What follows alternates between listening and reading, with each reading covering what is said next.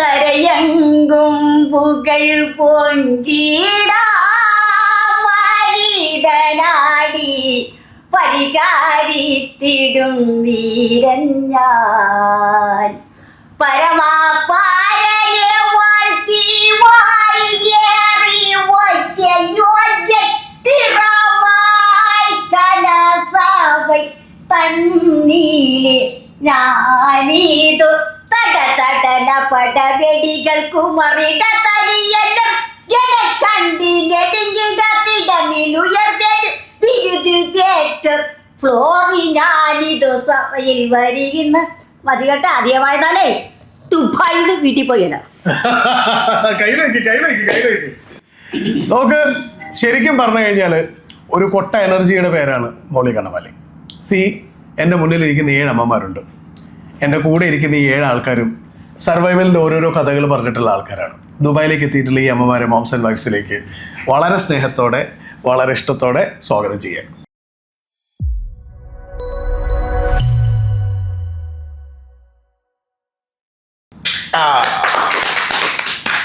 ഈ 7 പേരെ ഞാൻ പ്രത്യേകം പരിചയപ്പെടുത്തേണ്ടതില്ല. എഡിറ്റോറിയൽ മോംസ് ആൻഡ് വൈഫ്സ് അമ്മയ്ക്കൊപ്പം എന്ന പ്രോഗ്രാമിൻ്റെ ഭാഗമായിട്ട് ദുബായിലേക്ക് എത്തിയിട്ടുള്ളതാണ്.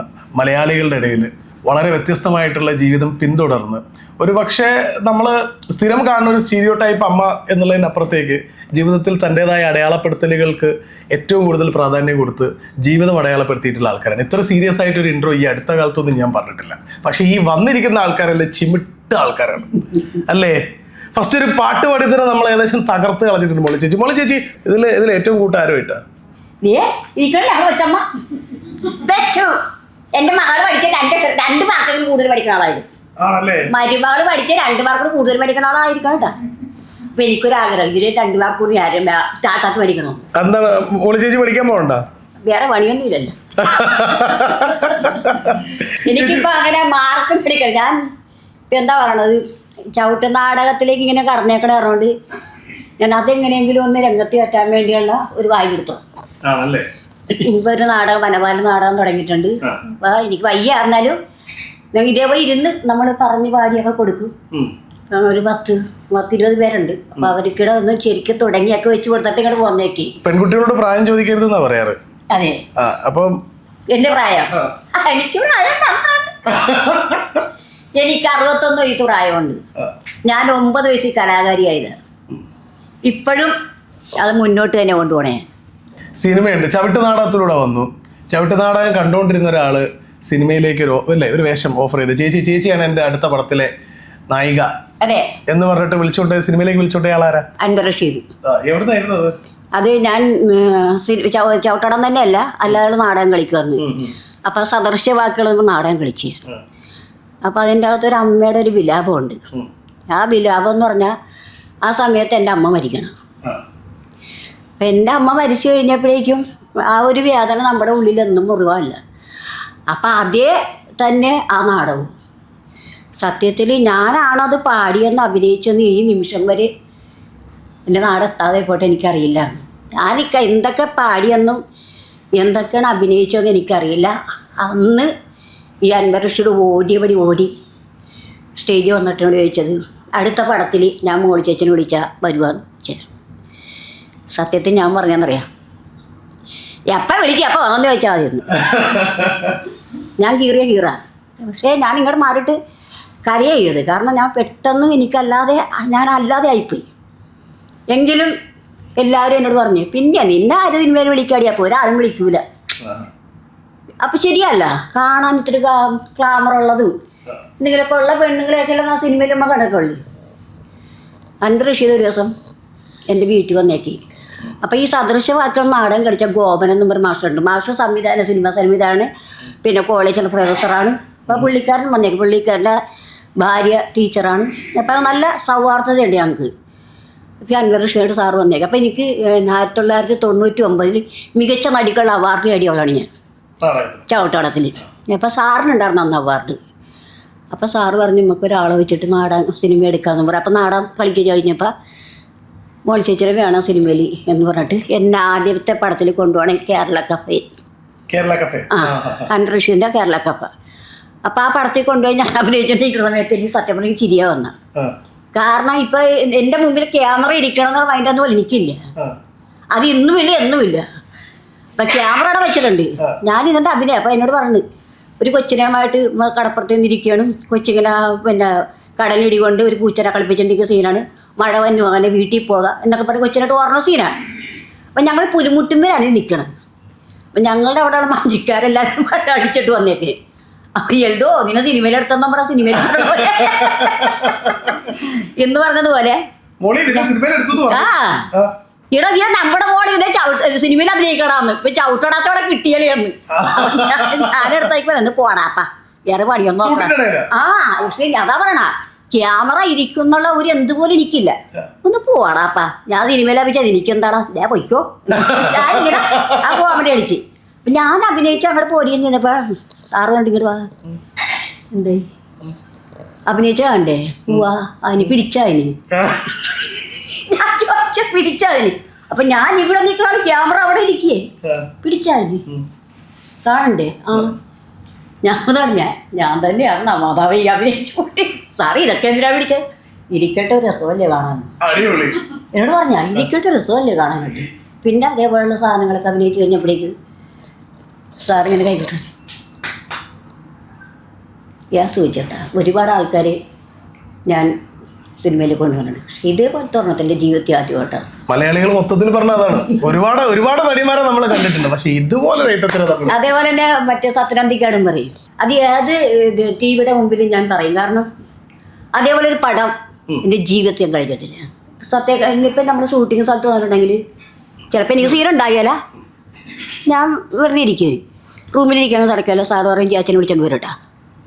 കാരണം ഞാൻ ഇതാണ് എല്ലാവരോടും ചിരിച്ചും കളിച്ചും തമാശം പറഞ്ഞെടുക്കുമ്പോൾ ആ ലൊക്കേഷനിൽ എന്ത് പ്രശ്നം ഉണ്ടെങ്കിലും അതവിടെ തീർത്ത് കളിഞ്ഞ് അങ്ങനത്തെ സ്വഭാവം എനിക്കുള്ളത്. ഈ ചൂടായി വന്നാലും ഞാൻ എന്തെങ്കിലും പറഞ്ഞ് തണുപ്പിക്കും. ആ ഒരു സ്വഭാവം എനിക്കുണ്ട്.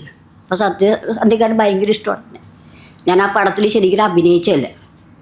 പക്ഷെ നമ്മുടെ കുടുംബത്തെ ജീവിതം പോലെ ഞങ്ങൾ കാഴ്ചവെച്ചതിനോട് അങ്ങനെ ഇഷ്ടമാണ് എനിക്ക്. അഭിനയത്തിന് അപ്പുറത്തേക്ക് ശരിക്കും പറഞ്ഞു കഴിഞ്ഞാൽ നമ്മുടെ മുറ്റത്തിരിക്കുന്ന അല്ലെങ്കിൽ ഒരു നെക്സ്റ്റ് ഡോറിലുള്ള ഒരാളെ പോലെ നമുക്ക് തോന്നിപ്പിച്ചിട്ടുള്ളതാണ് മോളിച്ചേച്ചിയുടെ കഥാപാത്രം. മോളിച്ചേച്ചിയുടെ മാത്രം വർത്താനം കേട്ടാൽ പോരെ നോക്ക്.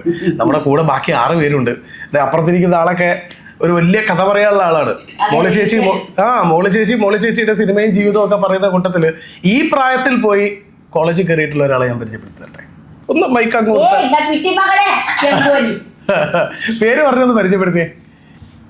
എൻ്റെ പേര് തങ്കമ്മ PM. ഏത് ക്ലാസ്സിലാണ് കുട്ടി പഠിക്കുന്നത്? ഞാനിപ്പം ബിസാറ്റ് എഞ്ചിനീയർ ആർട്സ് ആൻഡ് കോളേജിലെ BCom റെഗുലർ വിദ്യാർത്ഥിനിയാണ്.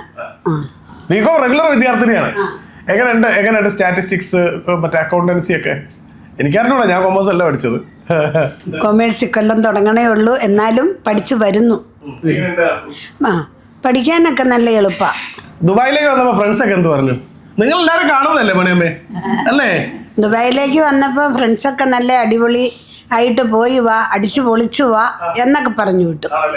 ഇടയ്ക്ക് മോളിച്ചേച്ചി പറഞ്ഞായിരുന്നല്ലോ എല്ലാവരെക്കാളും കൂടുതൽ കോള് വരുന്ന വീടാണെന്ന്. അയ്യോ അത് സത്യമാണ്. ഞാൻ തമാശ പറഞ്ഞല്ലോ ഉള്ള കാര്യം പറഞ്ഞ. ഞാൻ പറഞ്ഞു ഞാനൊരു സിനിമ നടിയ. ഞാൻ ഇവിടെ വന്നിട്ട് എന്റെ ഫോണടിക്കുക ഒരു സ്റ്റാറ്റസ് ഇടിയായിട്ട് ഒന്നും ഞാൻ ചെയ്തിട്ടില്ല. കാരണം എനിക്കൊരാളെ വിളിക്കാൻ പറ്റാത്തൊരവസ്ഥയിൽ കിട്ടും. മകൻ മാത്രമേ ആ ഫോണിൽ ചെയ്യുള്ളൂ. എനിക്ക് വിളിക്കാൻ പോലും പറ്റില്ല. എന്നാലും ഞാൻ ഫോൺ പോലും ഞാൻ എന്റെ കൈ കൊണ്ടെടുത്തില്ല. ഇത് മറ്റേ ഇതാണ് അമറമ്പറന്തല് പറഞ്ഞത്. അമ്മച്ചി എപ്പോഴും ഫോണിച്ചാണോ വാ ഡയലോഗിക്കല്ലേ. ആ ഡയലോഗാണ് ഞാൻ കണ്ടത്. അല്ല, ഏറ്റവും കൂടുതൽ വിളിച്ചോണ്ടിരുന്ന ഫ്രണ്ട് ആരാ? കോളേജിൽ നിന്ന് എല്ലാവരും പ്രിൻസിപ്പൾ വിളിക്കുന്നുണ്ടായിരുന്നു, അവിടുത്തെ PRO വിളിക്കുന്നുണ്ടായിരുന്നു, പിന്നെ ക്ലാസ് ടീച്ചർ വിളിക്കുന്നില്ല, മെസ്സേജ് ഇടുന്നുണ്ട്. പിന്നെ എൻ്റെ കൂട്ടുകാരി വൈക്കംകാരി ഒരു കൊച്ചാണ്. ഇപ്പോൾ അത് +2 കഴിഞ്ഞ് കൂടിയതല്ലേ, അവരുടെയൊക്കെ ക്ലാസ്സിലല്ലേ. കൂട്ടുകാരി ബെസ്റ്റ് ആതിരയാ, പെണ്ണയാ. നമ്മളിപ്പോ ഇറങ്ങില്ലേ, എയർപോർട്ടിൽ നിന്ന് ഇറങ്ങില്ലേ, പഠിപ്പിച്ച സാർ ഓടി വന്ന് ചോദിക്കുന്നു യാത്രയ്ക്ക് എങ്ങനെയുണ്ട്, സുഖമായിരുന്നു. ഞാൻ എന്റെ മനസ്സൊന്നും കർത്താവ് ഇത് ആളഞ്ഞ് രാവിലെ ഈ നാട്ടിൽ വന്നിട്ട് ഒരു പക്ഷേ നമ്മളോട് വീട്ടു വായിക്കാൻ ഓരോരുത്തരെ കേട്ട പോകണ കണ്ട. കോളേജിൽ അന്ന് ഇങ്ങനെ പോരുന്നതിൻ്റെ തലേ ദിവസം ഞാൻ വിളിച്ച് പറഞ്ഞായിരുന്നു ഇന്ന പോലെ പോവുകയാണെന്ന്. അപ്പോൾ എന്നോട് കോളേജിൽ ചെല്ലണം എന്ന് പറഞ്ഞു. ഒരു യാത്രയയപ്പൊക്കെ തന്ന് നല്ല സന്തോഷമായിട്ട് ഞങ്ങളുടെ ടീച്ചേഴ്സ് ഒരു ജോഡി ചുരിദാർ എടുത്തു തന്നു. അവിടെ ക്ലീൻ ചെയ്യണ ചേച്ചിമാരുണ്ട്, അവരെ നേരത്തെ ഞാൻ അറിയണതാണ്. അവരെനിക്കൊരു ജോഡി, അതാ ഈ ഇട്ടേക്കണത്, അവരെടുത്ത് തന്ന ചുരിദാറാ ഈ ഇട്ടേക്കണേ. അവരൊരു ജോഡി ചുരിദാർ. ആരും വന്നില്ലേ?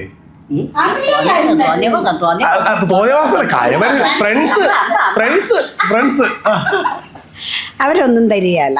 അമ്മച്ചി എനിക്ക് മുട്ടായി കൊണ്ടുവന്നെന്ന് പറയും. അപ്പം പറയും ആ മുട്ടായി അല്ല, അന്നേരം പറയും ഈന്തപ്പഴം കൊണ്ടുവന്നെന്നൊക്കെ പറയും. ഞാൻ പറയും ഓരെന്തെങ്കിലും കൊണ്ട് തരാൻ നോക്കട്ടെ എന്ന് പറയും.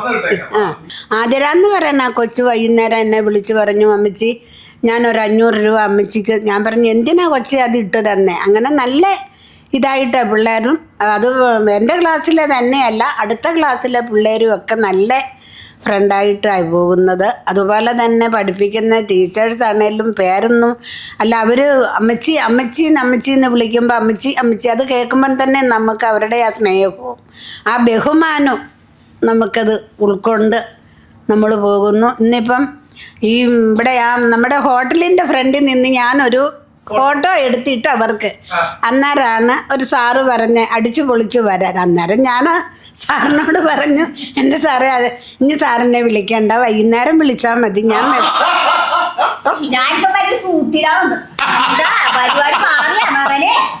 സാറേ ഇവിടെ ഷൂട്ടിന്റെ തിരക്കാണ്, വൈകുന്നേരം ഞാൻ മെസ്സേജ് ഇടാന്ന് പറഞ്ഞു. ആണല്ലേ, ഷൂട്ടിന് തിരക്കാണ് സാറേ മെസ്സേജ് ഇടാന്ന്. ഈ ഞാൻ ചോദിക്കട്ടെ, അതായത് ഈ പ്രായത്തിൽ പഠിക്കാൻ തീരുമാനിച്ച സമയത്ത് എങ്ങനെയായിരുന്നു നാട്ടിലുള്ള ആൾക്കാരുടെ ഒക്കെ ഒരു പ്രതികരണം? നാട്ടിലുള്ളവർ ഇപ്പം ആദ്യമേ ഒന്നും അത്ര 10 ഞാൻ പറഞ്ഞില്ലേ, ഞാൻ 7 വരെയേ പഠിച്ചുള്ളായിരുന്നു. അപ്പോൾ 10 ഞാൻ ഈ തൊഴിലുറപ്പ് തൊഴിലാളിയാണ്. അപ്പോൾ തൊഴിലുറപ്പിന് പോകാൻ വേണ്ടിയിട്ട് തൊഴിലുറപ്പിൽ എല്ലാവരും എന്നെ വിളിക്കണ തങ്കൂസേ എന്ന, എൻ്റെ പേര് തങ്കമ്മ എന്ന. അപ്പോൾ എല്ലാവരും തങ്കൂസേ എന്നേ വിളിക്കുള്ളൂ. അത് +2 ടീച്ചറും അങ്ങനെയാണ് വിളിക്കണേ, അവിടെ ഇങ്ങനെ പറയുമല്ലോ, അപ്പോൾ അവരും അങ്ങനെയാണ് വിളിക്കണേ. അപ്പോൾ അന്നേരം ഇങ്ങനെ പഠിക്കാൻ പോയപ്പം എന്നോട് മേറ്റ് ഈ നമ്മളൊരു നിയന്ത്രിക്കാനൊരു ആൾ വേണമല്ലോ, അതിൻ്റെ സ്ഥാനത്തിന് വേണ്ടിയിട്ടാണ് ഞാൻ 10ാം ക്ലാസ് എഴുതിയത്. അപ്പോൾ എനിക്ക് 60 വയസ്സായി. അന്നത്തെ ആ നിയമം വെച്ച് 60 വയസ്സ് കഴിഞ്ഞാൽ ആ മേറ്റ് സ്ഥാനത്തിന് അർഹതയല്ല. അപ്പം പിന്നെയും തൊഴിലുറപ്പായിട്ട് നടന്നു. അപ്പം അന്നേരം എൻ്റെ വേറെ ഒരു സുഹൃത്ത് പറഞ്ഞു, ജോർലിന്നും പറഞ്ഞ് പഞ്ചായത്ത് കുടുംബശ്രീയിലും ഉള്ള ആളല്ലേ, അപ്പം എന്നാ പറഞ്ഞു സന്നദ്ധ സേന ചേരാവോ എന്ന് ചോദിച്ചു. അപ്പം ഞാൻ ഇവർ ഈ പഞ്ചായത്ത് ഇത് മേറ്റുസ്ഥാനം തന്നില്ലല്ലോ, അപ്പോൾ സന്നദ്ധ സേന. അപ്പം എനിക്കിങ്ങനെ പ്രവർത്തിക്കുന്നതൊക്കെ എനിക്ക് വലിയൊരു താല്പര്യമുള്ള കൂട്ടത്തില്ല. അപ്പോൾ കൂത്താട്ടുകുളം ഫയർ ആൻഡ് റെസ്ക്യൂ അവിടെ ചെന്ന് ചേർന്നു. 5 ദിവസം അവിടെ സ്റ്റേഷൻ തല ട്രെയിനിങ് ചെയ്തു. 5 ദിവസം ജില്ലാതലത്തിൽ ജില്ലാതലത്തിൽ കോതമംഗലത്ത് പോയി ട്രെയിനിങ് പാസ്സായി. അത് കഴിഞ്ഞ് അതിൻ്റെ ഒക്കെ പറഞ്ഞ് തന്ന് പഠിപ്പിച്ചു. അത് കഴിഞ്ഞ് നമ്മൾ അക്കാദമിയിൽ പോയി സർട്ടിഫിക്കറ്റും കരസ്ഥമാക്കിക്കൊണ്ട് വെച്ചിട്ടുണ്ട്. ഇപ്പോഴും മീറ്റിങ്ങിനൊക്കെ പോകും. ഞാൻ പഠിക്കുക എന്ന് പറഞ്ഞ് ഞാൻ പഠിക്കാൻ ചേർന്ന് +2 ജയിച്ചു കഴിഞ്ഞപ്പം ഇങ്ങനെ പല സ്ഥലത്തുനിന്ന് നമുക്ക് ഒരു അലമാരിയുടെ 2 തട്ട് നിറച്ച് മൊമെൻറ്റോകളായിരിക്കുന്നു, എടുത്ത് വെക്കാൻ സ്ഥലമൊന്നുമില്ല. അതുപോലെ തന്നെ പൊന്നാടകൾ. അപ്പോൾ ഇങ്ങനെയെല്ലാം കിട്ടിയപ്പോൾ അന്നാ ഇനി അപ്പം കൂടുതൽ കിട്ടാൻ വേണ്ടി നമുക്ക് അടുത്ത പഠിക്കാതെ എന്താ ബുദ്ധി. അത് തന്നെയല്ല, +2 എഴുതി കഴിഞ്ഞപ്പം പത്രക്കാർ വന്നായിരുന്നു കേട്ടോ. പത്രക്കാർ വന്നപ്പോൾ ഇത്രയും അന്ന് 73 വയസ്സായില്ലേ, അപ്പം പത്രക്കാർ വന്നപ്പോൾ ഇനി പഠിക്കാൻ എന്നാന്ന് ഞാൻ പറഞ്ഞു, എനിക്ക് പഠിക്കാൻ താല്പര്യമുണ്ട്, പഠിക്കാൻ സാമ്പത്തികം ഇല്ലെന്ന് പറഞ്ഞു. അപ്പം +2 ഞാൻ ജയിച്ചു വന്നപ്പം ഞങ്ങളുടെ വീടിൻ്റെ അടുത്തുള്ള അജിത്ത് ഷാജി എന്നും പറഞ്ഞ് ഒരു മോനുണ്ട്. ആ മോനാണ് ഈ വിസാറ്റ് കോളേജിൽ എന്നെ കൊണ്ടയാക്കിയത്. അവിടുത്തെ ഒരു എൻജിനീയറുമായിട്ട് അജിത്തിന് നല്ല സുഹൃത്ത് ബന്ധം ഉണ്ടായിരുന്നു. അപ്പോൾ അജിത്ത് ഇവരെ ഈ +2 ജയിച്ച് കഴിഞ്ഞപ്പോഴത്തേക്കും പാർട്ടിക്കാരായി, അമ്പലംകാരായി, കുടുംബശ്രീക്കാരായി എന്ന് വേണ്ട, ഈ മൊമെൻറ്റോ തരവും ഈ പൊന്നാട അണിയിക്കലുമാണ്. അങ്ങനെ പിന്നെ വിസാറ്റ് കോളേജിലായിരുന്നു ആ ജിതിൻ ജോയിക്ക് ജോലി, എൻജിനീയർ സാറ്.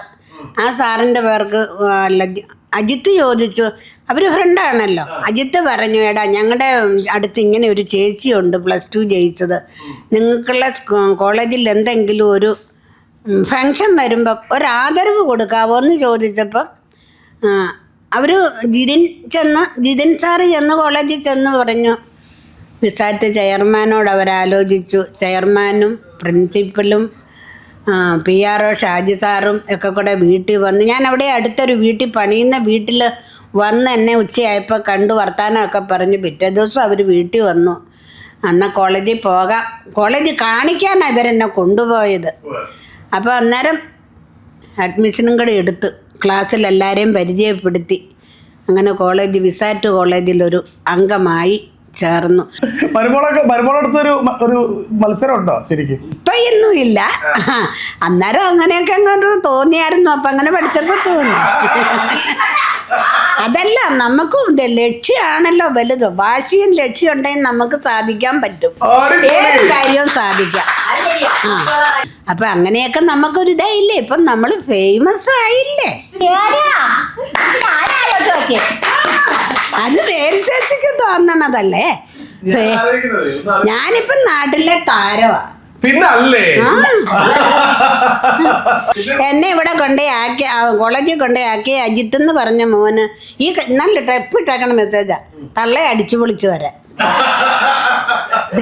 കിടക്കണ.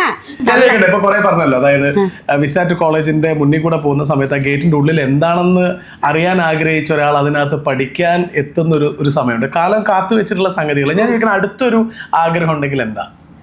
എനിക്ക് അവിടുന്ന് ഞാൻ പറഞ്ഞു, ഞാൻ ജയിക്കുവാനേ വന്നെങ്കിൽ എനിക്കൊരു തൂപ്പായാലും തരണം, അല്ലെങ്കിൽ അടുത്ത ഒരു കോഴ്സ് ഉണ്ടെങ്കിൽ ഇതുപോലെ ആയുസ്സും ആരോഗ്യവും ഉണ്ടെങ്കിൽ ഞാൻ ചേർന്ന് പഠിക്കും.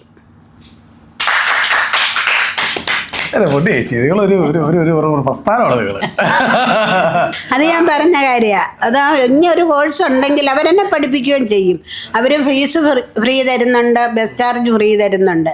അതുപോലെ തന്നെ ഞാൻ ഈ കോളേജിൽ ചേർന്ന് കഴിഞ്ഞപ്പോൾ ഞാൻ ആലപുരത്ത്, എൻ്റെ സ്വന്തം വീട് എടക്കോലി രാമപുരം പഞ്ചായത്താണ്. അപ്പോൾ എൻ്റെ വീട്ടുകാരും ഞാൻ ഈ +2 ജയിച്ചു കഴിഞ്ഞപ്പം ഞാൻ 7 വരെ പഠിച്ച സ്കൂളിൽ നിന്ന് വരെ ഇന്നെ വിളിച്ച് ആദരിച്ചു എന്നുള്ളതാണ്. അന്ന് ഞാൻ ചെറുപ്പത്തിൽ പഠിച്ച 7ാം ക്ലാസ്. അപ്പോൾ അതൊക്കെ നമുക്കൊരു ഓർമ്മയിൽ സൂക്ഷിക്കാനുള്ള വീണ്ടും പഴയ സ്കൂളിലേക്ക് പോയപ്പോൾ എന്ത് തോന്നി? അഭിമാനം തോന്നി. ഞാൻ ചോദിക്കട്ടെ, അതായത് ഇപ്പം പണ്ട് 7ാം ക്ലാസ് വരെ രാമപുരത്ത് സ്കൂളിൽ പഠിച്ചു എന്ന് പറഞ്ഞില്ലേ? എടക്കോലിയിലെ സ്കൂളിൽ പഠിച്ചു എന്ന് പറഞ്ഞില്ലേ? അന്ന് കൂടെ പഠിച്ച സുഹൃത്തുക്കൾ ആരെങ്കിലും ഇപ്പൊ വീണ്ടും പഠിക്കാൻ പോകണമെന്ന് പറഞ്ഞപ്പോൾ വിളിക്കുകയോ മെസ്സേജ് ചെയ്യുകയോ അങ്ങനെ എന്തെങ്കിലും ചെയ്തോ? അന്ന് ഇങ്ങനത്തെ ഇതില്ലല്ലോ. അവരെയൊക്കെ ഉണ്ടോയെന്നൊന്നും ആരെയും ഓർമ്മയില്ല, കണ്ടിട്ടില്ല. ഓർമ്മയുണ്ട്. പിന്നെ എൻ്റെ വീടിൻ്റെ അടുത്തുള്ളവരൊക്കെ 1-2 പെങ്കൊച്ചുങ്ങളൊന്നും ഉണ്ടായിരുന്നു. അവരൊക്കെ ഒരാൾ മരിച്ചുപോയി, ഒരാൾ വീടിൻ്റെ തൊട്ടടുത്തുള്ളത് കാണാറൊന്നുമില്ല. അവരുമായിട്ട് കാണാറും സംസാരിക്കാറൊന്നുമില്ല. അപ്പോൾ അതൊക്കെ പിന്നെ എൻ്റെ എൻ്റെ ആങ്ങളമാരുടെ മക്കളും ചേച്ചിയുടെ മക്കളും ഒക്കെ നല്ല സപ്പോർട്ടാണ് പഠിക്കാൻ വേണ്ടിയിട്ട്. വീട്ടിലാരൊക്കെയുണ്ട്?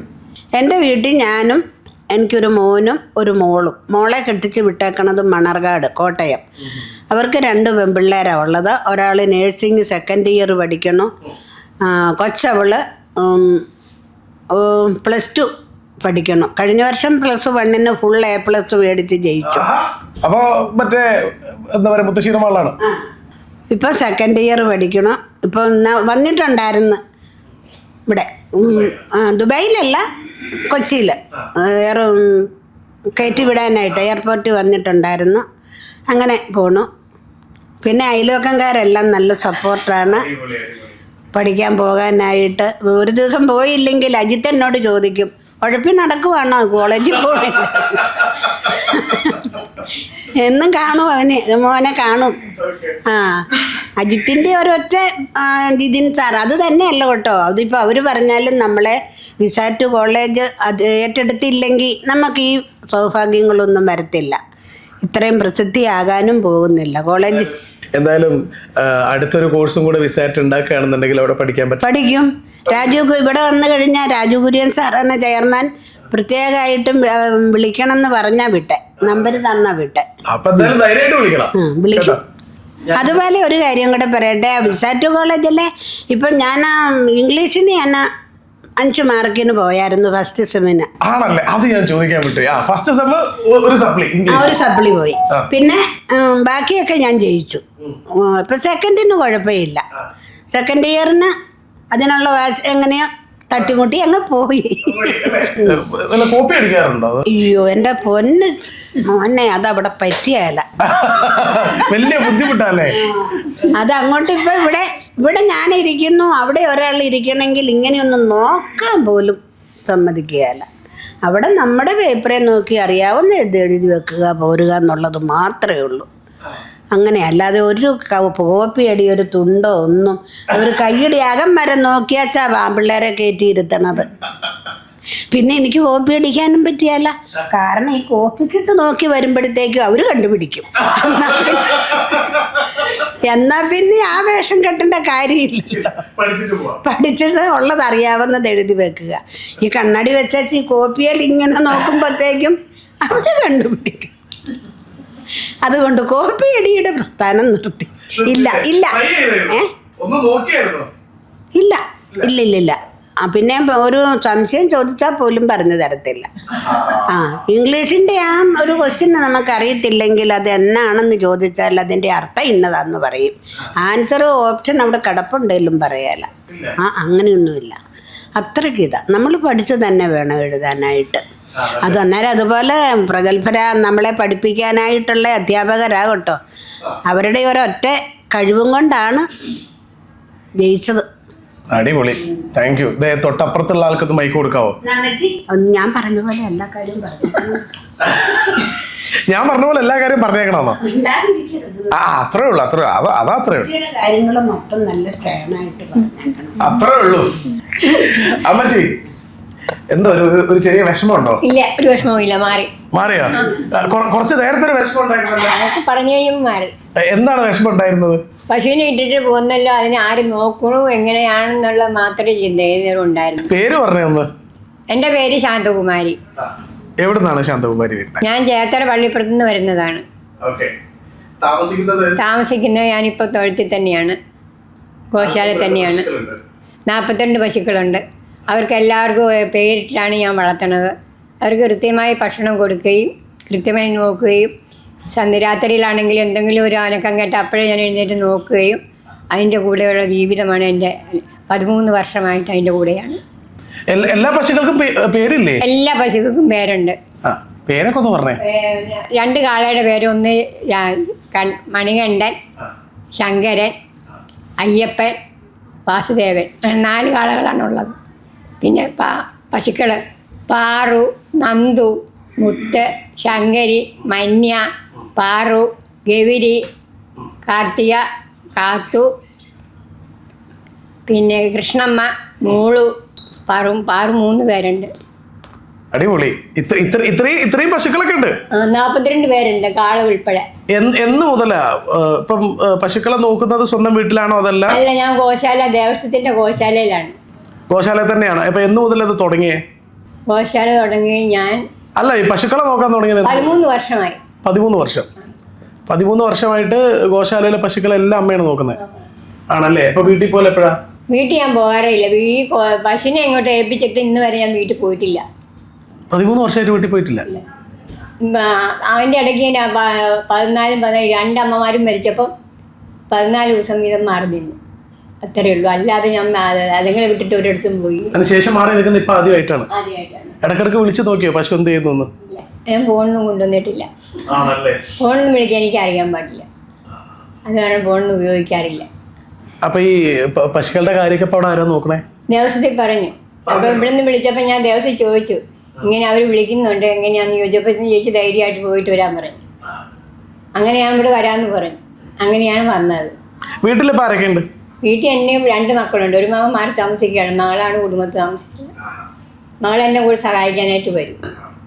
അപ്പൊ ചേച്ചി ഇരിക്കുന്നത് എവിടെയാണ്? അവിടെ ഗോശാലയിലാണ്. 13 വർഷമായിട്ട് വീട്ടിലേക്ക് പോലും പോയില്ല. ഇപ്പൊ നമ്മൾ ഓണവും വിഷു ഒക്കെ വരുന്ന സമയത്തോ? വീട്ടിൽ പോവില്ല. ഇപ്പൊ പശുക്കളെ കൂട്ടത്തിൽ തന്നെയാണ്.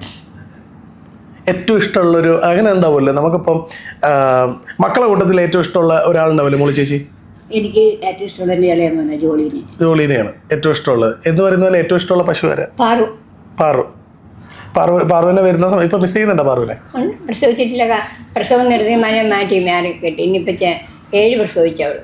അതാണ് വേറെ പിന്നെ ഒരു ദിവസം എത്ര ലിറ്റർ പാലുണ്ടാവും ഈ 42 ആൾക്കാരെയും കൂട്ടി? അതേ ഈ നാടൻ പശുക്കളാണ് കൂടുതൽ. ഈ വംശം നിന്ന് പോകാതിരിക്കാൻ വേണ്ടി അവര് നാടൻ പശുക്കളെ വളർത്തണതാണ്. അപ്പം ആ പശുക്കൾക്ക് ചെറിയ സൈസിൽ പാല് കിട്ടുള്ളൂ. 2 ലിറ്റർ 3 ലിറ്ററേ കിട്ടുള്ളൂ ഒരു പശുവിന്. മറ്റേ ദേശീയ പശുവിനൊക്കെ 15 ഒക്കെ, ഈ പാറെന്ന് പറഞ്ഞ പശുവിന് 15 ലിറ്റർ പാല് കറക്കുമായിരുന്നു. ഈ പാല് കറക്കുന്നൊക്കെയാ കറവക്കാരനുണ്ട്. ഈ നാടൻ പശുക്കളൊക്കെ ഞാൻ തന്നെയാണ് കറക്കണം. നാടൻ പശുക്കളൊക്കെ അമ്മ കറക്കും, കറവക്കാരൻ ജേഴ്സിനൊക്കെ കറക്കും അല്ലേ? അതിന് വേറെ പാല് കിട്ടുന്ന കാരണം അവർ കറക്കും. അപ്പൊ ഇങ്ങോട്ട് പോരാൻ നേരത്തെ പശുക്കളോടൊക്കെ എന്ത് പറഞ്ഞിട്ടാ പോന്നെ? അതൊന്ന് കേൾക്കണമല്ലോ. ഞാൻ പറഞ്ഞു ഞാൻ പോയിട്ട് ഒരാഴ്ച കഴിഞ്ഞ് തിരികെ വരാം. അതുവരെ അനങ്ങാതെ ആരെയും ഒന്നും ഉപദ്രവിക്കാതെ നന്നായിട്ട് തല്ല് മേടിക്കാതെ നിൽക്കണം. തല്ല് മേടിക്കാതെ നിൽക്കണം.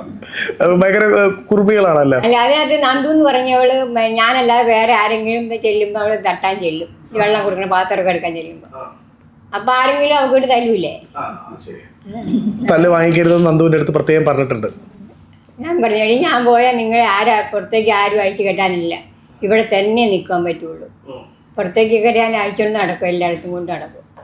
അപ്പം അതുപോലെ ഒന്നും ആരും അഴിക്കില്ല. അമ്മ പറഞ്ഞാൽ അവരെല്ലാം നിൽക്കും അല്ലേ?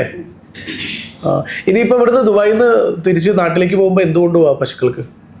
എന്തെങ്കിലും കൊണ്ടുപോണ്ടേ? മിഠായി വല്ലതും കൊണ്ടുപോകുന്നുണ്ടോ അല്ലേ? പിന്നെ അമ്മയുടെ പൊന്നി ഈ ചോക്ലേറ്റ്, അമ്മയുടെ ചൊക്കന് ഈ ചോക്ലേറ്റ് നമ്മൾ കൊടുക്കണ്ടേ പറഞ്ഞു. ഗുലാബ് മേടിച്ചാൽ കൊടുക്കാൻ എങ്ങനെയുണ്ട്? ഗുലാബ് ജാമുൻ മതി. ഗുലാബ് ജാമുൻ മതി എന്നാണ്. ഞാൻ ചോദിക്കട്ടെ, ഇപ്പം വീട്ടിലേക്കൊക്കെ പോകണ്ടിരിക്കുന്ന സമയത്ത് ഇപ്പം മകളുടെ മക്കളൊക്കെ ഗോശാല വരും, അമ്മമ്മേനെ കാണാൻ വേണ്ടിയിട്ട് ഗോശാല വന്ന് കണ്ട് പോകും അല്ലേ?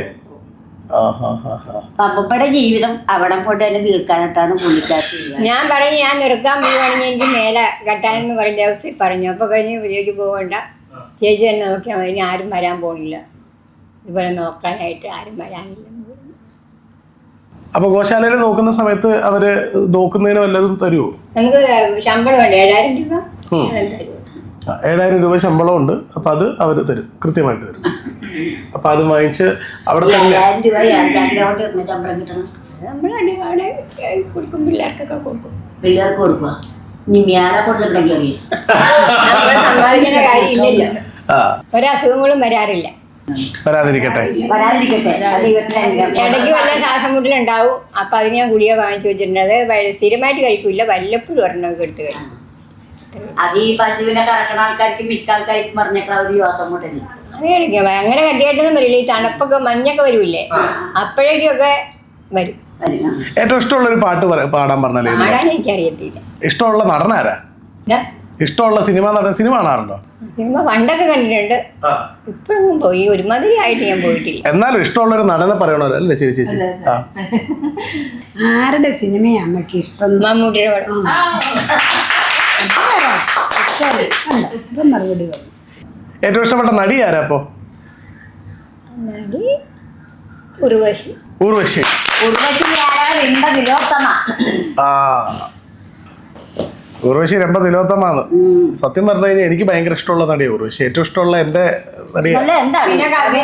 ഉർവശിനെ സംബന്ധിച്ചിടത്തോളം അഭിനയിക്കാനും കോമഡി എല്ലാത്തിനും. അതേപോലെ തന്നെ മറ്റേ ഉർവശിയുടെ ചേച്ചി കൽപ്പന. കൽപ്പന ആ മരിക്കണേന്റെ ആ 2-3 മാസത്തേക്ക് ഉപ്പാട്. ഞാൻ കൽപ്പന ഹൈദരാബാദിലായിട്ട് കിടന്ന് മരിച്ചെന്നു. ഞാൻ എൻ്റെ അപ്പുറത്തുണ്ട്. അപ്പം ഞാൻ അവിടെ ഷൂട്ടിന് പോയേക്ക്.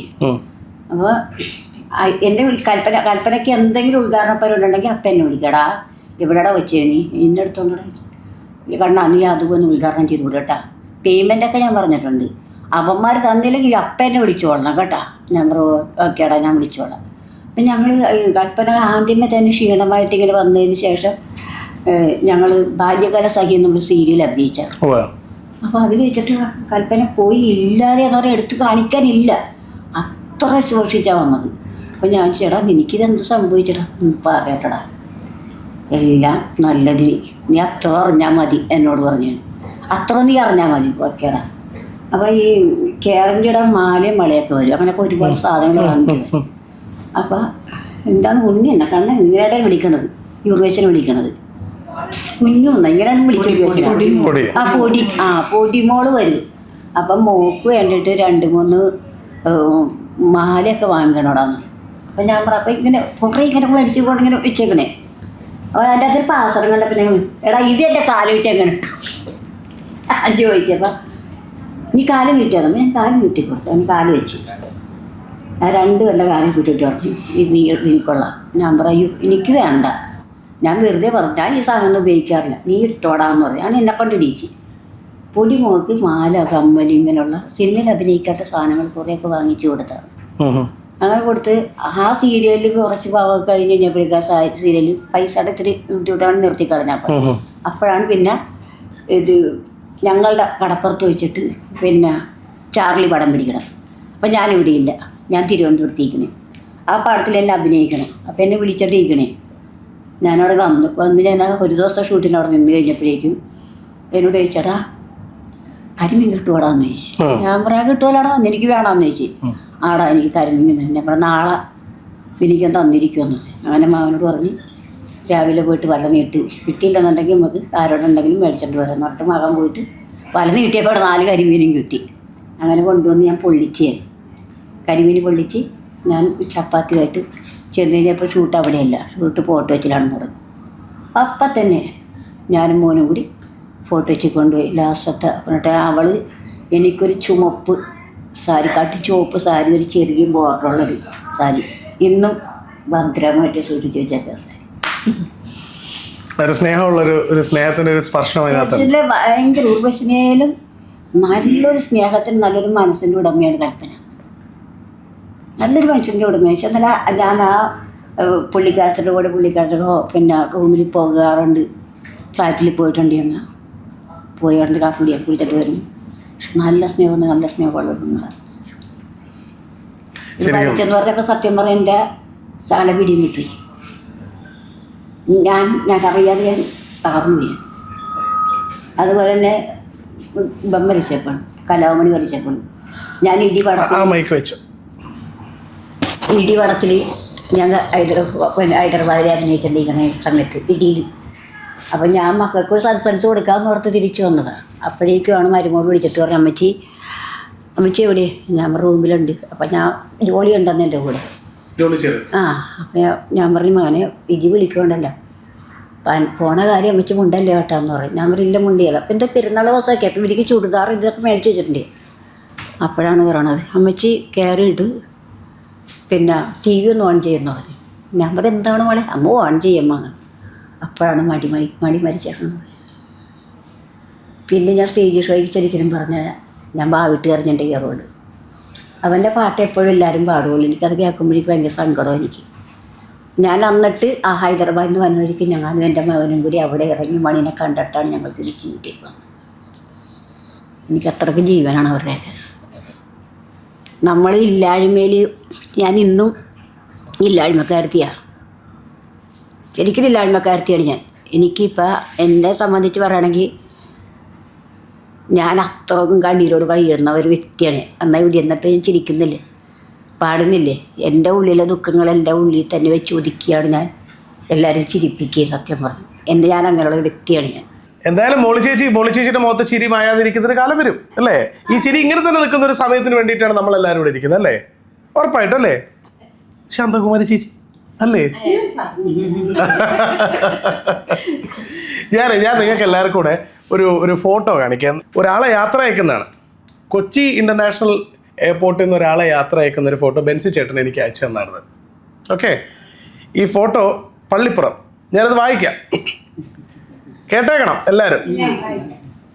പള്ളിപ്പുറം കഴിഞ്ഞ 50 വർഷമായി പള്ളിപ്പുറം മഞ്ഞുമാത ബസിലിക്ക സെമിത്തേരിയിൽ മരിച്ചവരെ അടക്കം ചെയ്യുന്ന പണിയിൽ ഏർപ്പെട്ടിരിക്കുന്ന ബേബി പുഷ്കിൻ 5 നാൾ ദുബായിൽ മോംസ് ആൻഡ് വൈഫ്സ് എന്ന സംഘടനയുടെ നേതൃത്വത്തിൽ അമ്മയോടൊപ്പം എന്ന പരിപാടിയുടെ ഭാഗമായി പോകുന്നു. ഈ അസുലഭ ഭാഗ്യം ലഭിച്ചിരിക്കുന്നു. വീടും പള്ളിയും സെമിത്തേരിയും വിട്ടുമാറാത്ത ബേബി വലിയ സന്തോഷത്തോടെയാണ് യാത്രക്കൊരുങ്ങിയത്. യാത്രാ ചെലവും താമസവും എല്ലാം മോംസ് ആൻഡ് വൈഫ് എന്ന സംഘടനയും ദുബായിലെ സംഘടനകളുമാണ് സ്പോൺസർ ചെയ്തിരിക്കുന്നത്. പള്ളിപ്പുറം അയക്കോട്ട റെസിഡൻസ് അസോസിയേഷനാണ് ഈ യാത്രയ്ക്ക് വേദി ഒരുക്കിയത്. President Savy Thanippally, general secretary Alex Thaluppadath, vice president Prasheela Babu, committee അംഗം ഹാപ്സൺ ജോസഫ്, ജെയ്സൺ മാനുവൽ എന്നിവർ നെടുമ്പാശ്ശേരി എയർപോർട്ടിൽ ഊഷ്മളമായ യാത്രയയപ്പ് നൽകി. ബേബി ചേച്ചി, ഇവരോടൊക്കെ എന്താ പറയാനുള്ളത്? ഹലോ, സുശീല ബാബു, ഞാൻ പറയുന്ന കേൾക്ക്. എനിക്കിവിടെ അടിപൊളിയാണ്, ഹാപ്പിയാണ്. എന്നെ ഇവർ വളരെ സന്തോഷത്തിലാണ് കൊണ്ടു നടക്കുന്നത്. എനിക്ക് നല്ലതേ പറയാനുള്ളൂ. നിങ്ങളാണ് എനിക്ക് അതിനുള്ളൊരു ഭാഗ്യം തന്നത്.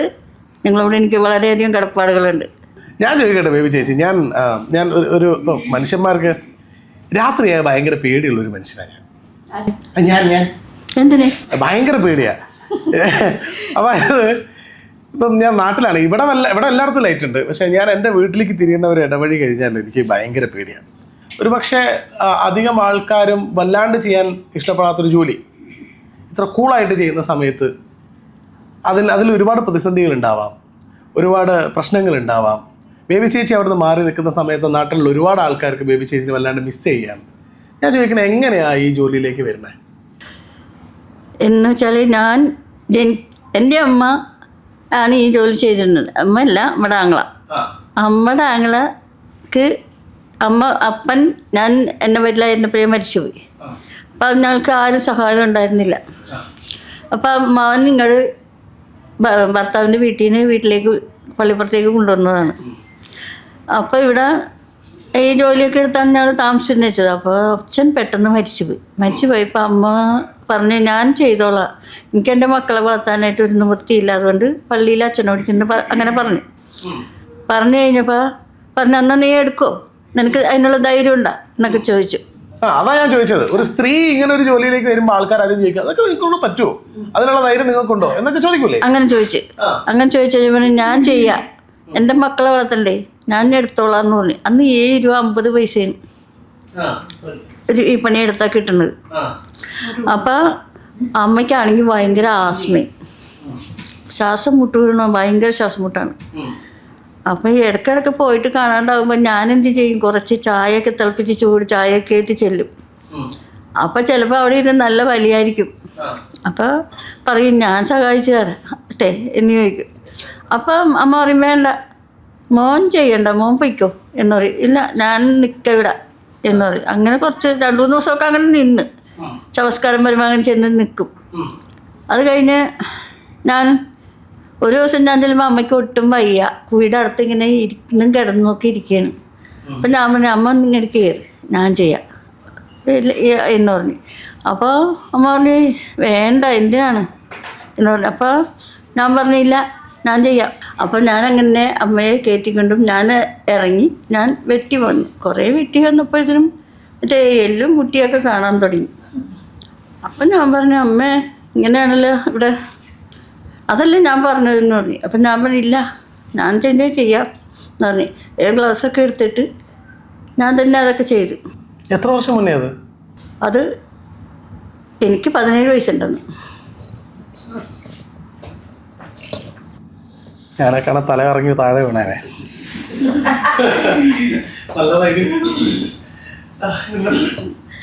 എന്നിട്ട് എന്ത് അങ്ങോട്ട് ചെയ്തു. അത് അന്ന് മുതൽ ഞാനങ്ങോട്ട് ചെയ്യും. ജീവിക്കാൻ വേണ്ടിയാണ് അല്ലെങ്കിലും.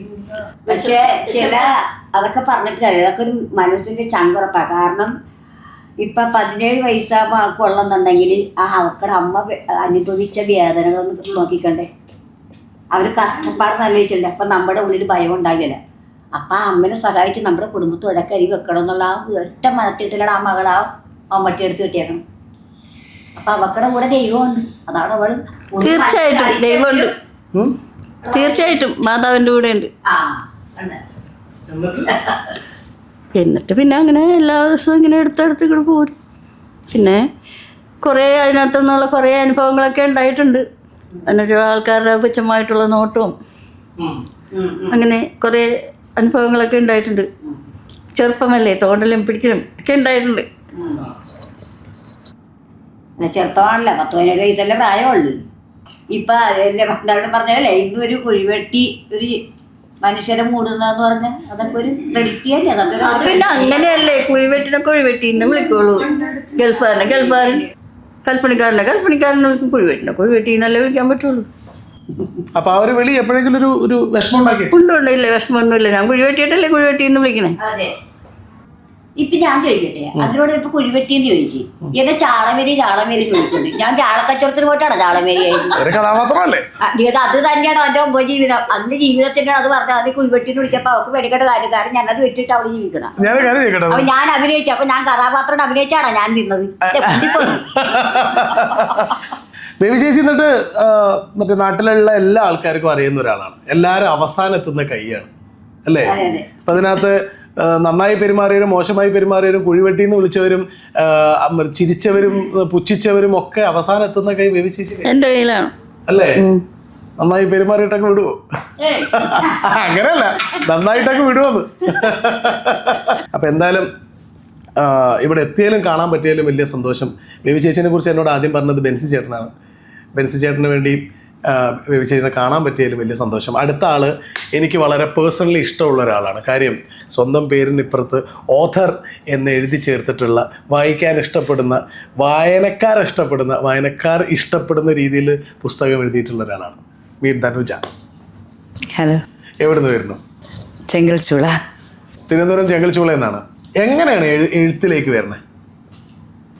എഴുത്ത്, ഞാൻ ഒരു എഴുത്തുകാരിയല്ല, ആദ്യമേ പറയാം. എൻ്റെ ജീവിതമാണ് ഒരു പുസ്തകമാക്കിയത്. ജീവിതം എൻ്റെ മാത്രമല്ല, ഞാനടങ്ങുന്ന ഒരു സമൂഹം അനുഭവിക്കുന്ന, അവിടെ വളർന്നു വരുന്ന തലമുറകൾ കാലാകാലമായിട്ട് അവരെ മാറ്റി നിർത്തപ്പെടുന്ന, വിദ്യാഭ്യാസമുണ്ടെങ്കിലും സൗന്ദര്യമുണ്ടെങ്കിലും കഴിവുണ്ടെങ്കിലും ഒന്നും ഒരിടത്തും എത്താൻ പറ്റാതെ മാറിപ്പോകുന്ന ഒരു തലമുറയാണ് ചെങ്കൽച്ചൂളയിൽ ഉണ്ടായിരുന്നവർ. അപ്പം അവിടെ ആ ചെങ്കൽച്ചൂള എന്ന് പറഞ്ഞ പട്ടണം കൊണ്ടോ അവിടെയുള്ള മനുഷ്യർ കൊണ്ടോ ആരെയും ഞങ്ങളാരും ഒന്നും ദ്രോഹിക്കാറില്ല. പക്ഷേ എന്നോ ആരൊക്കെ ചെയ്തു വെച്ചതിൻ്റെ ചിലതിൻ്റെ പരിണാമഫലമായിട്ട് പുറത്തറിയപ്പെടുന്നത് ഒരു ഗുണ്ടകളുടെ കുപ്രസിദ്ധി ആദിച്ച ഒരു സ്ഥലമായിട്ടാണ് ചെങ്കൽച്ചൂളയെ പറയുന്നത്. പക്ഷേ ഇല്ല, അവിടെ ഉള്ളവരെല്ലാവരും നല്ല മാലാഖമാർ വിശുദ്ധരാണെന്ന് ഞാൻ പറയുന്നില്ല, അവകാശപ്പെടുന്നുമില്ല.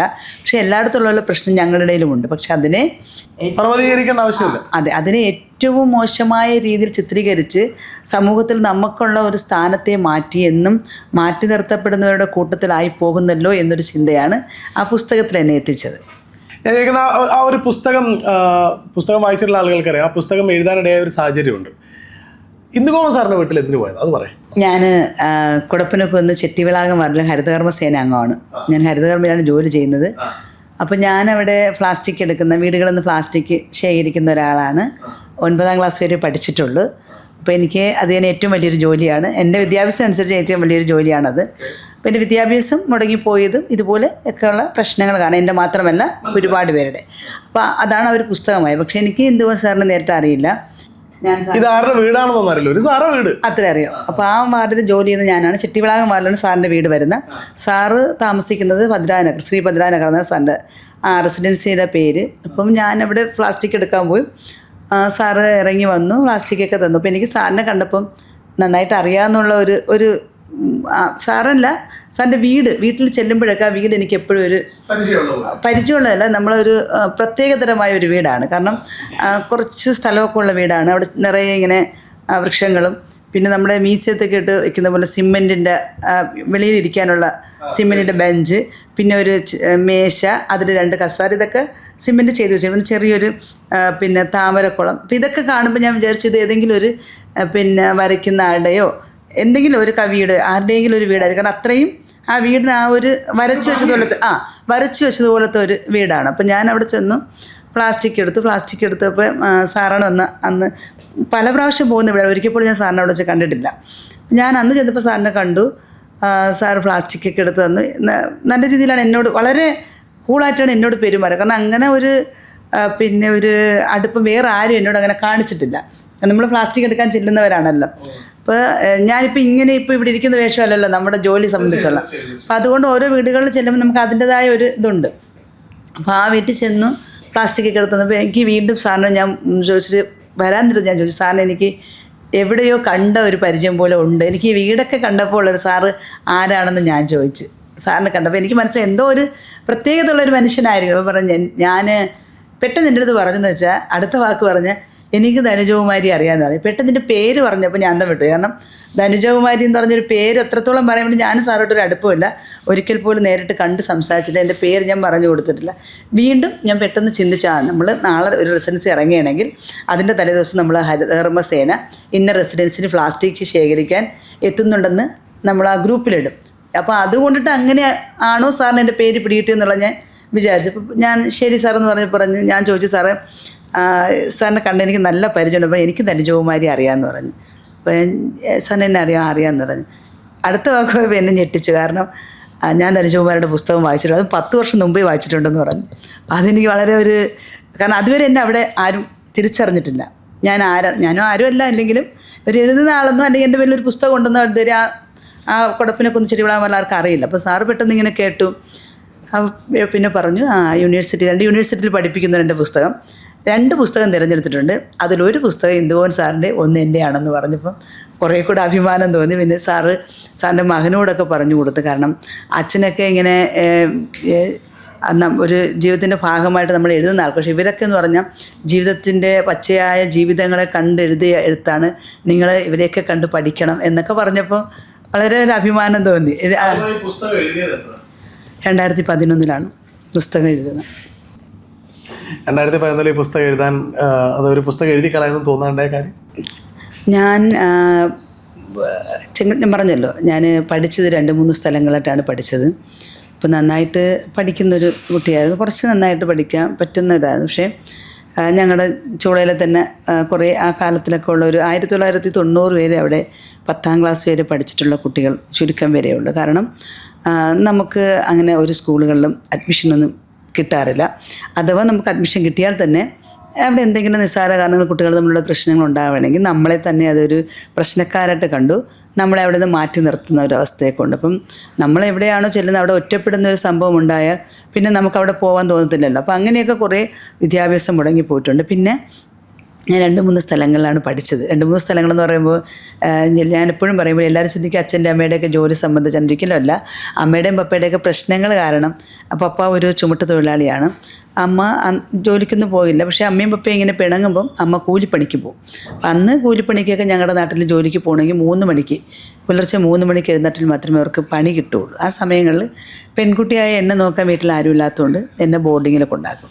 അപ്പോൾ ഈ ബോർഡിങ്ങിൽ നിൽക്കുന്ന 1-2 വർഷങ്ങളൊക്കെ നിൽക്കുമ്പോൾ പപ്പയും അമ്മയും വീണ്ടും സ്നേഹത്തിലാകും. അപ്പോൾ വീണ്ടും എന്നെ വിളിച്ചുകൊണ്ട് വരും. അപ്പോൾ അങ്ങനെ ഞാൻ 2-3 സ്ഥലങ്ങളിൽ പഠിച്ചു. 4-5 പഠിച്ചത് കൊല്ലത്തുള്ള ഒരു ബോർഡിങ്ങിലാണ്, CSIയുടെ ഒരു ബോർഡിങ്ങാണ്. അതൊരു ക്രിസ്ത്യൻ ബാക്ക്ഗ്രൗണ്ടിലുള്ള ഒരു ബോർഡിംഗ് ആയിരുന്നു. അപ്പോൾ അവിടെയാണ് എൻ്റെ എഴുത്ത് ആരംഭിക്കുന്നത്. കാരണം അവിടെ നമ്മൾ അന്നന്ന് ചെയ്യുന്ന കാര്യങ്ങൾ ഒരു പുസ്തകത്തിൽ ഒരു നോട്ട് ബുക്കിൽ എഴുതാൻ അവർ പറയും.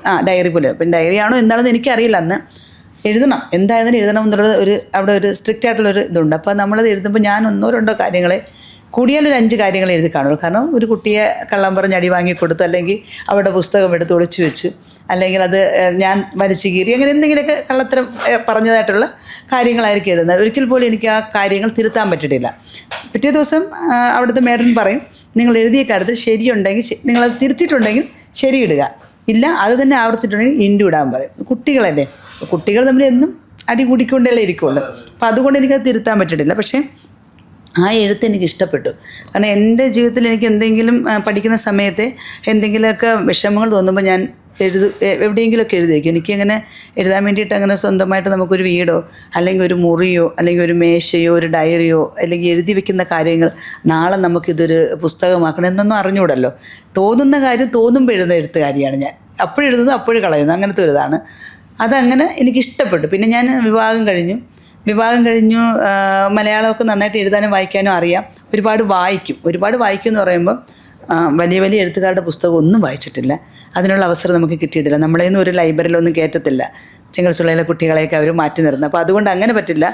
ആകെ കൂടെ വായിക്കുന്നത് മംഗളം, മനോരമ, ബാലരാമ, അതൊക്കെ തന്നെ വർഷങ്ങളായ പുസ്തകങ്ങളാണ് വായിക്കുന്നത്. കാരണം അടുത്തുള്ള അമ്മമാരൊക്കെ ഈ ആക്രി കച്ചവടത്തിനൊക്കെ പോകുമ്പോൾ അവരിങ്ങനെ ഒരുപാട് പുസ്തകങ്ങൾ കൊണ്ടുവരും. അത് അവരുടെ വീട്ടിൽ നിന്ന് 1 വർഷമൊക്കെ ആയ പുസ്തകങ്ങളായിരിക്കും ഇവർ വിലയ്ക്ക് വാങ്ങിച്ചുകൊണ്ടുവരണം. അങ്ങനെയുള്ള പുസ്തകങ്ങളൊക്കെ ആയിരിക്കും വായിക്കുന്നത്. പിന്നെ സ്ഥിരമായിട്ട് മനോരമ, മംഗളം, അതിലുള്ള നോവലുകളൊക്കെ എനിക്ക് ഭയങ്കര ഇഷ്ടമാണ്. അങ്ങനെയൊക്കെ വായിച്ചുകൊണ്ട് അത്രമാത്രം വായനയുടെ ഒരു ശീലം വായിക്കാൻ കിട്ടാത്തതുകൊണ്ടാണ്. അങ്ങനെ പിന്നെ നിരന്തരമായ പ്രശ്നങ്ങൾ നമ്മുടെ കോളനിക്കകത്ത് ഉണ്ടാകുമ്പോൾ അവരൊക്കെ പരാതി കൊടുക്കണമല്ലോ, സ്റ്റേഷനിൽ പോലീസ് സ്റ്റേഷനിൽ ഒരു പരാതി കൊടുക്കാൻ വേണ്ടി ഒരു പരാതി എഴുതുന്ന ഒരു എഴുത്തുകാരിയായി മാറി. എഴുതാൻ ഭയങ്കര ഇഷ്ടമുള്ള ഇവർ വന്നോണ്ട് തന്നെ എനിക്ക് അങ്ങനെ ഭംഗിയായിട്ട് എഴുതി കൊടുക്കും. അങ്ങനെ ഒരു എഴുത്തുകാരിയായി മാറി. അത് പിന്നെ കുറേ കാലം കഴിഞ്ഞു. പിന്നെ അത്യാവശ്യം പ്രാദേശികമായിട്ടുള്ള വിഷയങ്ങൾ ഇടപെടുന്ന ഒരാളാണ് ഞാൻ. ഇടപെടുന്നെന്ന് പറഞ്ഞാൽ നമുക്ക് വേണ്ടി സംസാരിക്കാൻ നമ്മൾ മാത്രമേ ഉള്ളൂ. അങ്ങനത്തെ ഒരു സ്ഥലമാണല്ലോ ജനിച്ചു വളർന്ന സ്ഥലം.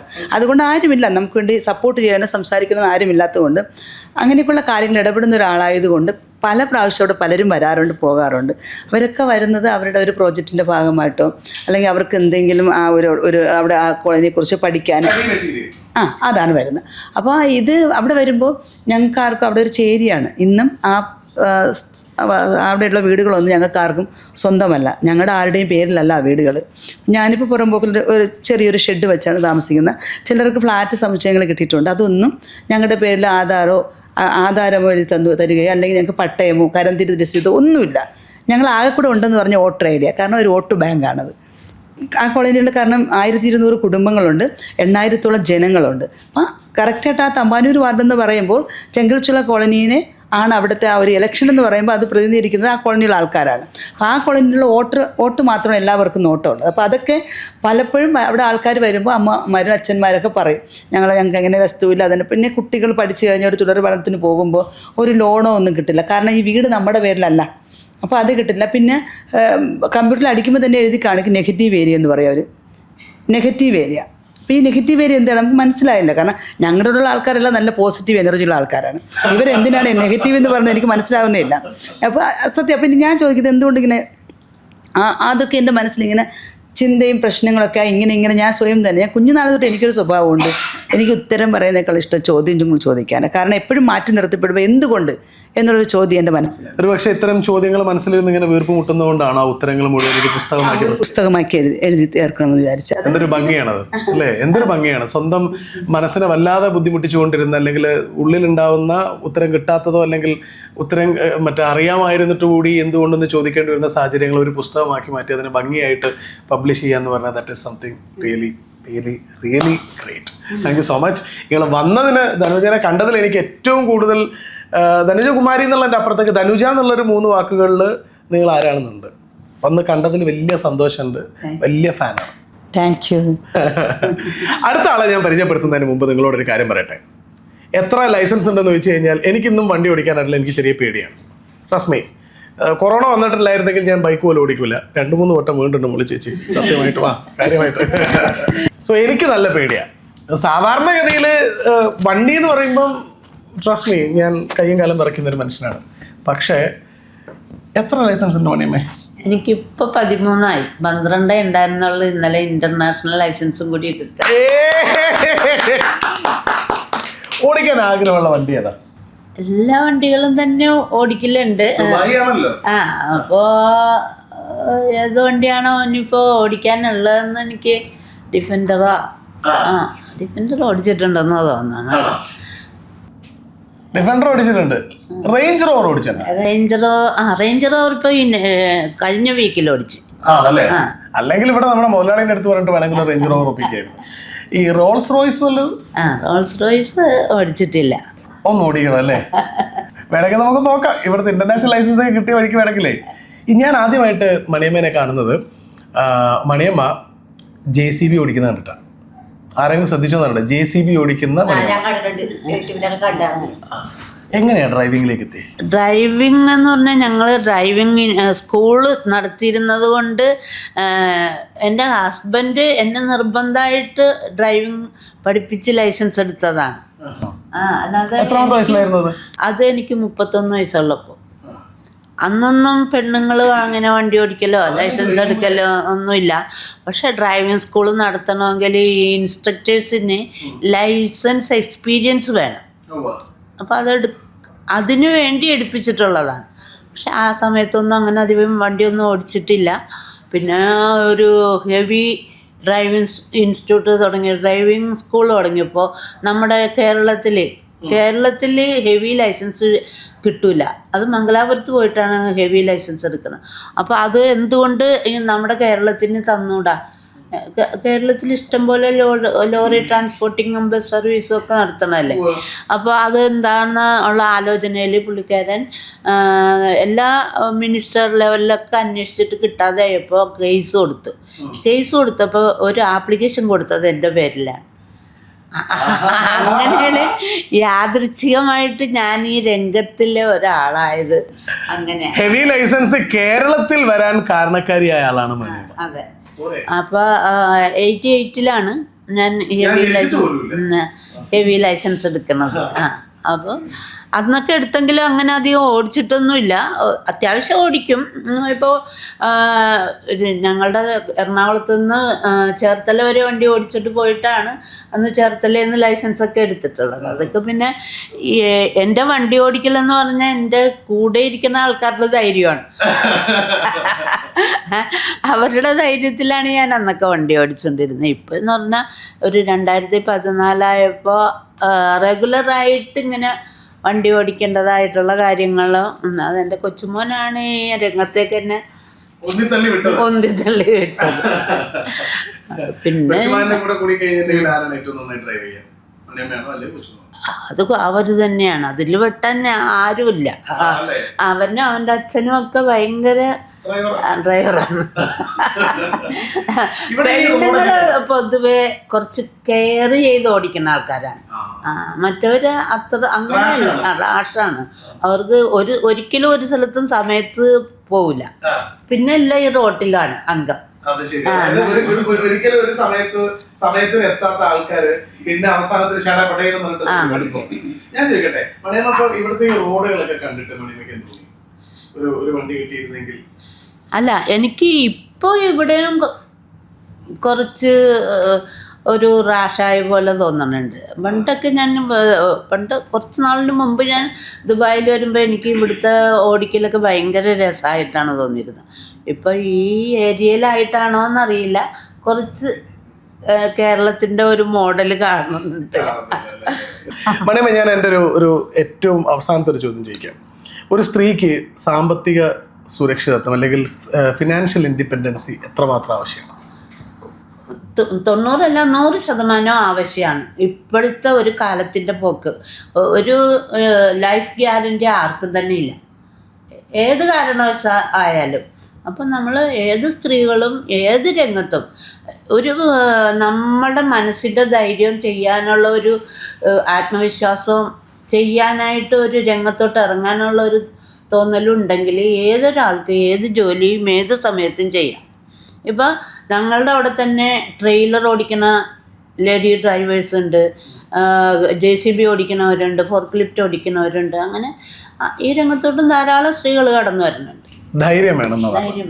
ഈ ധൈര്യം എന്ന വാക്കിന് ഞാൻ എൻ്റെ അടുത്തിരിക്കുന്ന ആളെ വേണമെന്നുണ്ടെങ്കിൽ അതിൻ്റെ പ്രതിരൂപമായിട്ട് മാറ്റി നിർത്തി കാണിക്കാൻ വേണ്ടി പറ്റും.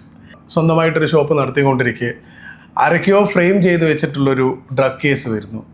ആ ഡ്രഗ് കേസിൽ എൻ്റെ ഭാഗത്ത് ന്യായമുണ്ടെന്ന് 6 മാസം കണ്ട് ജയിലിൽ കിടന്നു അല്ലേ?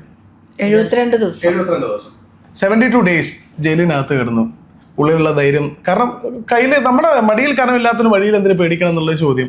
എൻ്റെ കൈകൾ ശുദ്ധമാണ്, ഞാനത് ചെയ്തിട്ടില്ല എന്നുള്ള ഉറപ്പുണ്ടായതുകൊണ്ട് മാത്രം തളർന്നു പോകാതെ 72 ദിവസത്തിൻ്റെ ജയിൽവാസത്തിന് പോലും ഒരു പോറൽ പോലും ഏൽപ്പിക്കാൻ പറ്റാതെ പിടിച്ചു നിന്ന് കയ്യിലുള്ളത് മൊത്തം നഷ്ടപ്പെട്ടിട്ടും ഉള്ള ഭാഗത്തേക്ക് തിരിച്ചു പോയി ഞാൻ നിരപരാധിയാണ്, കൾപ്രിറ്റായ ആൾക്കാർ തൊട്ടപ്പുറത്തുണ്ട്, അവരെ പോയി അറസ്റ്റ് ചെയ്യൂ എന്ന് പറഞ്ഞ് പഠിപ്പിച്ച് പിന്നാലെ പോയി സ്വന്തം നിരപരാധിത്വം തെളിയിച്ചിട്ടുള്ള ധൈര്യത്തിൻ്റെ പ്രതിരൂപമാണ് ശീല. എങ്ങനെ എന്താണ് ആ ഒരു ധൈര്യത്തിന്റെ പിന്നിൽ? ഞാനൊക്കെ ആണെന്നുണ്ടെങ്കിൽ ചത്തുപോയേനെ. ഞാൻ നേരത്തെ പറഞ്ഞ പോലെ 2 മണി അഭേത് പറഞ്ഞു പോയേനെ. ധൈര്യത്തിന്റെ പിന്നിൽ അത് തന്നെയാ. ഞാൻ ഒരു തെറ്റും ചെയ്തിട്ടില്ല, അത് തന്നെയാ എൻ്റെ ധൈര്യത്തിന്റെ പിന്നിൽ. സത്യം അത് എനിക്കതിനെ കുറിച്ച് അറിയില്ല. ആദ്യം ജയിലിൽ പോയി കിടന്ന സമയത്തൊക്കെ ഞാൻ ആത്മഹത്യ ചെയ്യാൻ, അതായത് ഇത് എൻ്റെ പിടിച്ച സമയത്ത് വാർത്ത ഭയങ്കര വൈറലായി. ബ്യൂട്ടി പാർലർ ഉടമയുടെ കയ്യിൽ നിന്ന് ഇത് മയക്കമരുന്ന് പിടിച്ച് അവരുടെ എല്ലാ ചാനലിലും ന്യൂസ് ഉണ്ടായി. അപ്പോൾ സാധാരണ ഒരു സ്ത്രീയാണ് ഞാൻ. ബ്യൂട്ടി പാർലർ ഉടമ പറഞ്ഞെങ്കിൽ വലിയ പാർലറൊന്നുമില്ല, ഇതുമാതിരി ഒരു ചെറിയ റൂമിലാണ് എൻ്റെ പാർലർ. അത് വെച്ചിട്ടാണ് ഞാൻ ജീവിതം മുന്നോട്ട് കൊണ്ടുപോയിട്ടുണ്ടായി. കുടുംബവും മോളുടെ കല്യാണം, മോൻ്റെ കല്യാണം എല്ലാം ഈ ഒരു പാർലർ വെച്ചിട്ടാണ് ഞാൻ നടത്തിക്കൊണ്ടുപോയത്. അങ്ങനെയാണ് ഈ പെട്ടെന്ന് ഈ കേസിൽ ഇങ്ങനെ ഒരു ദിവസം, അത് സ്വപ്നത്തിലും കൂടി വിചാരിക്കാതെ ഒരു കാര്യം, ഒരു ദിവസം വരുന്നു എക്സൈസുകാർ വരുന്നു, എൻ്റെ ബാഗിലും വണ്ടിയിലും മയക്കമരുന്നുണ്ട് എന്ന് പറയുന്നു. അപ്പം ഞാൻ ആകെ അന്താളിച്ച് നിൽക്കുന്ന സമയം എനിക്കിതിനെ കുറിച്ചൊന്നും അറിയില്ല. അപ്പം എൻ്റെ ബാഗിലും ഇതുണ്ട് പറയുന്നു. അവർ വരുന്നു, അത് കണ്ടെടുക്കണു. അന്ന് തന്നെ എന്നെ ജയിലിലേക്ക് കൊണ്ടുപോകണു. പിന്നെ എൻ്റെ ജീവിതമാകെ, എൻ്റെ സ്ഥാപനം നഷ്ടപ്പെട്ടു. പിന്നെ ആവശ്യമില്ലാതെ കുറേ അപവാദങ്ങൾ, നാണം, ഒരു മയക്കമരുന്ന കാര്യമാണ്. ആ ബിസിനസ് ചെയ്യുന്ന ഒരാളായിട്ടാണ് എന്നെ അങ്ങനെ ചിത്രീകരിച്ചത്. പക്ഷെ ആ ചോർന്നു പോയ ദിവസങ്ങളുണ്ടായി. പക്ഷെ എന്നാലും ഞാൻ ധൈര്യത്തോട് പിടിച്ചു നിന്നു. എനിക്കിതിനെക്കുറിച്ച് അറിയില്ല. എന്തായെങ്കിലും ഞാനൊരു ആത്മഹത്യ ഒരു ചിന്തയ്ക്ക് ഇനി പോവില്ല. എന്തായെങ്കിലും ഇത് ഞാൻ പുറത്ത് കൊണ്ടുവരും. അങ്ങനെയാണ് ഒറ്റ ധൈര്യത്തിൽ. പിന്നെ കുടുംബത്തിൻ്റെ ഇപ്പോൾ ഹസ്ബൻഡും മരുമോനും ഒക്കെ എനിക്ക് കൂട്ടുണ്ടായി. അങ്ങനെ ഒരു ധൈര്യത്തിലാണ് 72 ദിവസം ജയിലിൽ കിടന്നു, പുറത്തു വന്നു. പിന്നെ ദൈവം എൻ്റെ കാര്യത്തിൽ ഇടപെട്ടു. ഞാനിങ്ങനെ വിചാരിക്കും, ഞാൻ ഒരാൾക്കും ഒരു ദ്രോഹം, ഒരാളെ ഒരു വിഷമിപ്പിക്കാതെ ഒരു വ്യക്തിയാണ്. അങ്ങനെയുള്ള എനിക്ക് ഇങ്ങനെ ഒരു ഇത് വന്നെങ്കിൽ ദൈവത്തിൻ്റെ ഒരു അനുഗ്രഹം കൊണ്ട് അതൊക്കെ ആ ദിവസങ്ങളൊക്കെ കടന്നുപോയി. പിന്നെ എൻ്റെ കയ്യിൽ നിന്ന് പിടിച്ച മയക്കമരുന്ന് ഒറിജിനൽ അല്ല, ഫേക്കാണെന്ന് അറിഞ്ഞു. പിന്നെ പക്ഷെ അത് ഏറ്റവും വിഷമപ്പെട്ടത് കുടുംബത്തിലുള്ള ആൾക്കാർ തന്നെയാണ് ഇത്. പക്ഷെ അങ്ങനെ വലിയ പ്രശ്നങ്ങളൊന്നും ഉണ്ടായില്ല. നിസ്സാര കാര്യത്തിന് ഇപ്പം ആളെ പിടിച്ചു. ആ മയക്കമരുന്ന് വെച്ച മരുമോളുടെ അനിയത്തിയാണ് അത് ചെയ്തത്. ആളെ പിടിച്ചു. ആള് പറയണത് ഞാൻ ആളെക്കുറിച്ച് അപവാദം പറഞ്ഞു, അതിനു വേണ്ടിയാണ് ആൾക്ക് എന്നെ എനിക്കിട്ട് പണി കൊടുക്കണം പറഞ്ഞിട്ടാണ് അത് ചെയ്തതെന്ന് ആള് പറയുന്നത്. ഒന്ന് ആലോചിച്ച് നോക്ക്, നമ്മൾ ഇപ്പോൾ ഇവിടെ ഇരിക്കുന്നത് മോംസ് ആൻഡ് വൈഫ്സിൻ്റെ പ്ലാറ്റ്ഫോമിലാണ്. മോംസ് ആൻഡ് വൈഫ്സ് ഞങ്ങളുടെ ഈ ഒരു സംഗതി എന്താണെന്നറിയോ, അമ്മമാർക്ക്, ഭാര്യമാർക്ക്, വീട്ടിലിരിക്കുന്ന സ്ത്രീകൾക്ക് ഒരു ജോലി എന്നുള്ളതിൻ്റെ അപ്പുറത്തേക്ക്, അതായത് ഇപ്പം പല ആളുകളും പല രീതിയിൽ നന്നായി പഠിക്കുന്ന ആൾക്കാരായിരിക്കാം, നന്നായിട്ട് നല്ല അവസരങ്ങൾ ഉണ്ടായിട്ടുള്ള ആൾക്കാരായിരിക്കും. അങ്ങനെ വലിയ അവസരങ്ങളൊന്നും ഇല്ലാത്ത ആൾക്കാർക്ക്, വീട്ടിൻ്റെ ഉള്ളിൽ അകപ്പെട്ടു പോയിട്ടുള്ള ആൾക്കാർക്ക്, അവർക്ക് ചെയ്യാൻ കഴിവുകളുണ്ടെങ്കിൽ, അവർക്ക് ഒരു ഉൽപ്പന്നം, ഒരു പ്രൊഡക്റ്റ് മാർക്കറ്റിൽ എത്തിക്കാൻ പറ്റുന്ന ആൾക്കാരുണ്ടെങ്കിൽ അവർക്ക് വേണ്ടി ഉണ്ടാക്കിയുള്ള ഒരു പ്ലാറ്റ്ഫോമാണ്. നമ്മൾ ഇവർക്ക് കൊടുക്കുന്നത് വലിയൊരു പ്ലാറ്റ്ഫോമാണ്, ഒരു മാർക്കറ്റാണ്. നിങ്ങളുടെ ഉൽപ്പന്നങ്ങളും നിങ്ങളുടെ സേവനങ്ങളും നിങ്ങൾക്ക് അവിടെ മാർക്കറ്റ് ചെയ്യാം, അതിലൂടെ നിങ്ങൾക്ക് വരുമാനം നേടാം. എൻ്റെ മുന്നിലിരിക്കുന്ന 7 ആളുകളും ജീവിതത്തിൽ അവരുടെ കഴിവുകൾ, അവരുടെ ഉൽപ്പന്നങ്ങൾ എന്ന് പറഞ്ഞു കഴിഞ്ഞിട്ടുണ്ടെങ്കിൽ അല്ലേ, അവർക്ക് ഓരോ മേഖലയിലും അവർക്ക് കൊടുക്കാൻ വേണ്ടി പറ്റുന്ന സർവീസസ് മൊത്തം കൊടുത്തിട്ട് സമൂഹത്തിൽ അടയാളപ്പെടുത്തിയിട്ടുള്ള ആളുകളാണ്. ഇതുപോലുള്ള ആളുകൾക്ക്, കഷ്ടപ്പാടുകളും ബുദ്ധിമുട്ടുകളും ഉള്ള ആളുകൾക്ക് വീടിൻ്റെ ഒരു പരിമിതിയെ അതൊരു പരിധിയില്ലാത്ത വളർച്ചയിലേക്ക് കൊണ്ടുപോകാൻ പറ്റത്തക്ക രീതിയിൽ ഒരു ലോഞ്ച് പാഡാക്കി മാറ്റുന്നൊരു സാഹചര്യമാണ് മോംസ് ആൻഡ് വൈഫ്സിലുള്ളത്. നിങ്ങൾ ഈ 7 പേരെ സ്വന്തമായിട്ട് അധ്വാനിച്ച് സ്വന്തം കാലിൽ നിന്ന് സാമ്പത്തികമായിട്ട് ഫിനാൻഷ്യൽ ഫ്രീഡം നേടിയിട്ടുള്ള ആൾക്കാരെന്നുള്ള രീതിയിൽ നിങ്ങളിവിടെ പരിചയപ്പെടുത്താൻ പറ്റിയതിൽ എനിക്ക് വലിയ സന്തോഷമുണ്ട്. ഇവിടെ വന്നതിൽ കുറച്ചധികം നേരം സംസാരിച്ചതിൽ നിങ്ങൾക്ക് എല്ലാവർക്കും നന്ദി. ഇനി മോളിക്ക് ഒരു വാക്ക് പറയാനുണ്ട്. അടുത്തുള്ള ഇപ്പം ഈ 10 ആവും. അതെ, കാരണം 10 100 ആവും, ഉയരങ്ങളിലേക്ക് പോകുള്ളൂ. കിപ്പാട്ട് ഉയരം. Thank you so much.